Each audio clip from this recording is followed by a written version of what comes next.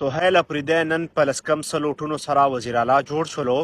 او افیشلی دا اناونس شوله چې د خیبر پښتونخوا به نوی وزیر اعلی سهیل اپریدی. زه به هم ورته د خپل سایډ نه مبارکباد وایم. یو څو ورځې وړاندې چې ما به د پسې کومه ویډیو جوړه کړې وه، زما نه پرې ډېر ملګري خفه شوي هم دی، خو هغه ما په دې بنیاد جوړه کړې وه چې ګوره د نه زه خفه هم یم او ډېر پښتانه ترې هم خفه دي، ځکه چې کله په 11 اکتوبر پښتون قامي جرګه وه او کمې ډزې شوې وې او کم کسان لګېدلي وو، نو دی راپاڅېدو، هېڅ چا هم ورپسې پیغام نه جاري کولو، او دی راپاڅېدو ویې ویل چې هېڅوک هم نه دي لګېدلي او څوک نه دي مړه شوي، حالانکې په هغې کې 3-4 کسان لګېدلي هم وو، شهیدان شوي هم وو. نو زه په دې باندې ته ډېر خفه شوی وم، خو بیا هم د خدای پاک نه دغه یو امید لرم چې خدای دې وکړي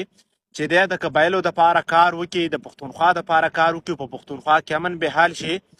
او یو داسې